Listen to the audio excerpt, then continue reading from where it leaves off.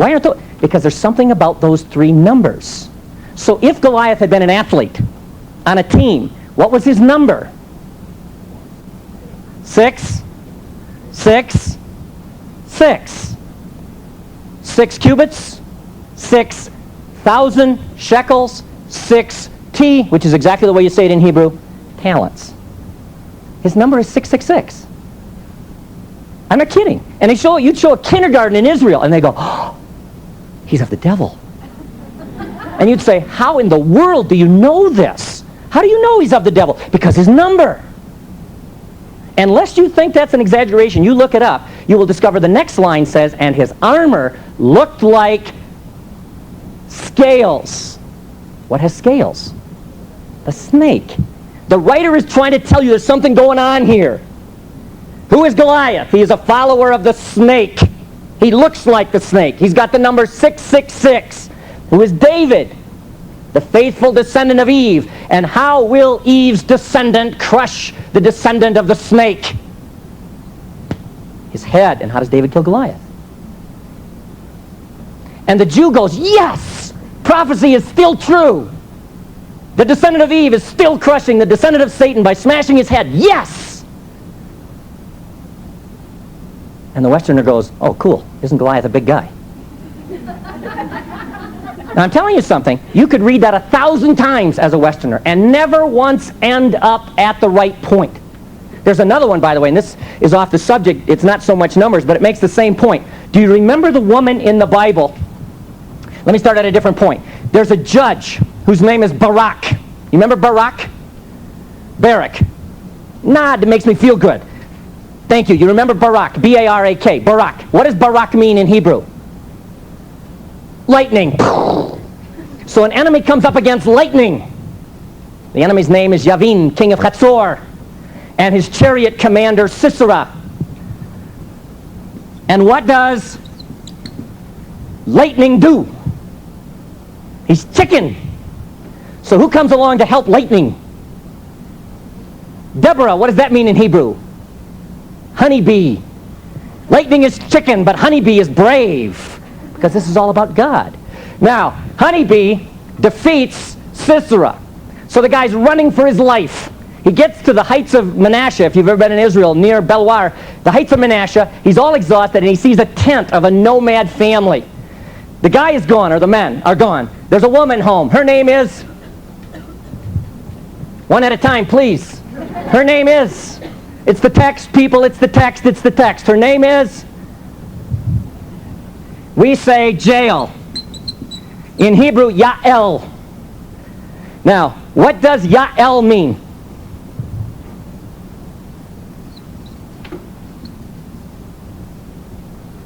Where's my friend here whose son is named Eli? What does El mean? God. And Yah? Yah?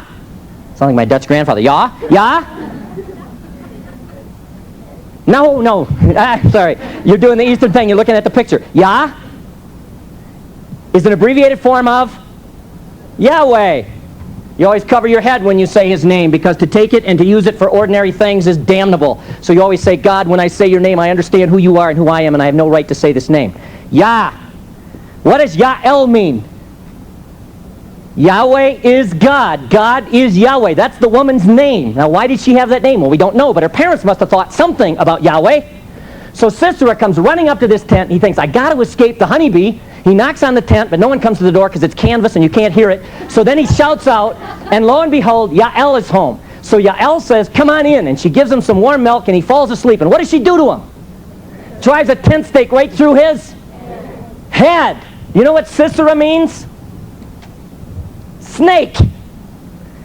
And you have a woman, a descendant of Yahweh is God, who crushes snake by smashing his head. Yeah, bless you. I want to stop and bless, think of it. And the little kids say in Israel, third graders, oh, God's prophecy is true. And it's not. The woman defeats the general by using her seductive wiles and getting him to... It's Yahweh always keeps his word. And Yael I'll tell you something. If my name had been Sisera, you wouldn't have caught me within 40 miles of a tent named Yahweh is God if I knew anything about the text. I know what's going to happen to my head if I, honestly, and the Jews will say, if that man had read the text, he wouldn't have been there.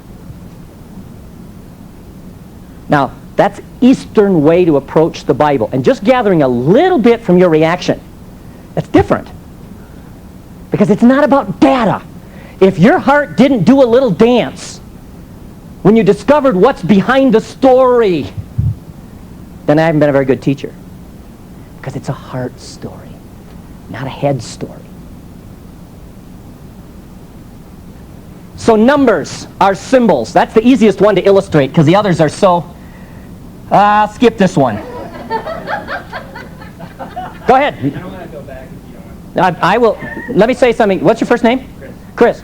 Anytime, thanks Chris, anytime, stay standing, the rabbi feels that a question is not at the right moment, he will say, bless you, my son, my daughter. I won't use that language, but bless you. I'll get to you in a minute. If I stop and see you standing, I will not take your question unless I believe it's... See, Akiba said, he's my second favorite Jewish rabbi after Jesus. Akiba said, curriculum is the teacher's plan. Interruption is God's curriculum. And I will always assume that what this gentleman, I don't know him, has to say could very well be God's interruption. And who am I to say, oy Gaval, like, don't interrupt me, God? I don't think so. Chris. The 5 stones David picked up. There are a number of Jewish teachings on that, primarily because every text has 70 faces. I remember starting my doctoral program at Yeshiva University, they'd send you home with a text that says, don't eat monitor lizards. Come back tomorrow with at least 35 of the meanings of the 70 in that text. It's like it'll absolutely drive you crazy until you discover there's truth in don't eat monitor lizards. Ask me later. Don't eat them, by the way. The 5 stones. Maybe some of you have an insight before I tell you what Judaism sees in the 5 stones. Yes, sir? Number of grace. Some say it's the number of grace, and I wouldn't disagree with that, but you don't find the number of grace widely used in the Jewish culture until after or about the time of Jesus. So it's possible. If so, it's a much earlier use of the number of 5 as grace. Yes, sir? Enoch.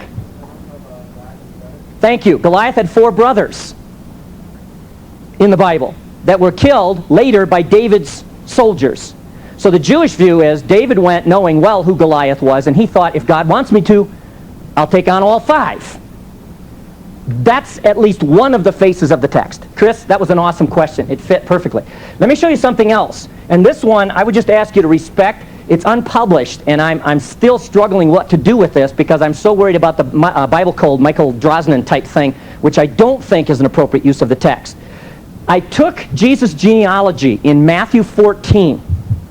It's very Jewish genealogy. It's laid out in 7s. Verses.